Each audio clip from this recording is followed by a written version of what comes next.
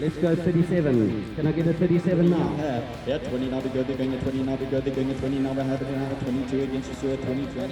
30,000 now. My name is Angus Williamson. I work for Voormal, that's my day job, and then I sell horses for Bloodstock South Africa, and I also farm.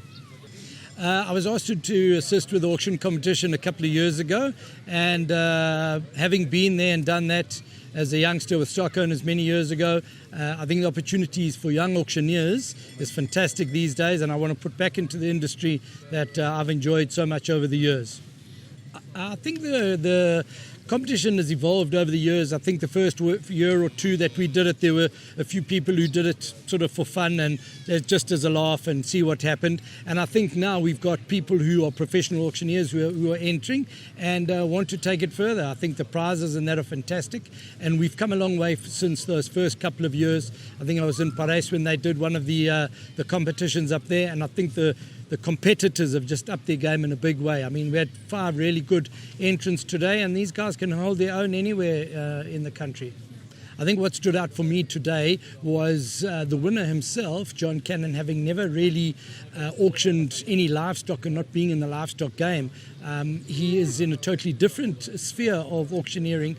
He did his homework, he had the right things to say, and he went the extra yard to make sure that he was well presented and he knew what he's talking about. That was impressive for me today, and I think how far some of the entrants have come from a couple of years ago when they were very much juniors to where they are today. They've just put on that extra effort and they've come a long way. Okay, so when FISO entered a couple of years ago, I can't remember, it was 6, 7, 8 years ago when FISO entered, he was still at Western Agricultural College. FISO entered because he wanted to win the 1,000 Rand for tuck money, and that was the prize money then. I've been very fortunate in that I've assisted FISO. He joined me as a bid spotter with Bloodstock South Africa, and he showed enough confidence there in the fact that we sent him on a course, etc. He went to auction school. He's put in the effort.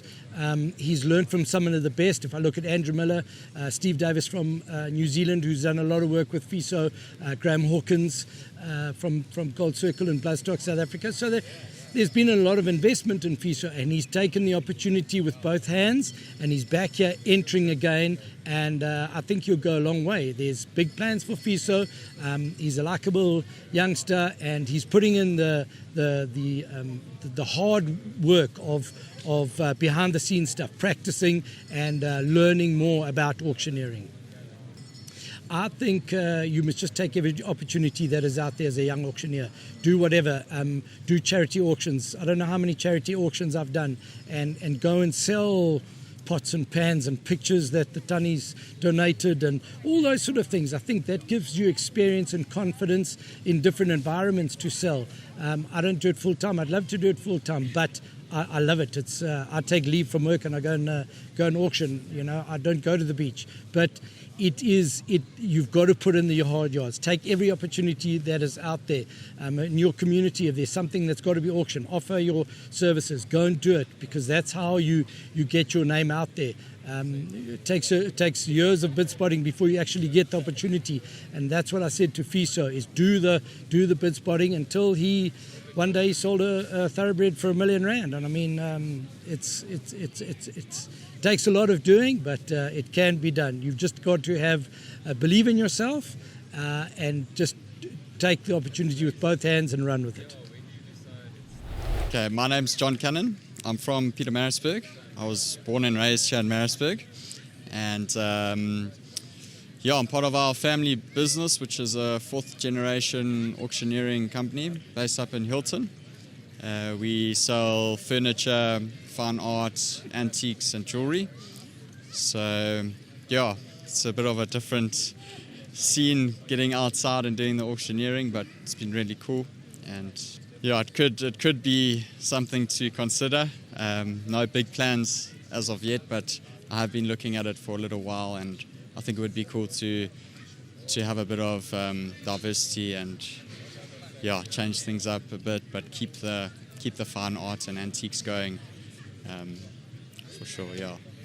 I think just growing up in an auction house with the whole auction vibe and being at the auctions from a young kid, standing around the bras, watching the guys bra and bid on items, and just the whole atmosphere. It's literally been my life. So I've grown up with it, and I've developed this passion that I'll pursue, and I'll definitely be learning about the sheep that we're going to be selling, if I'm not mistaken.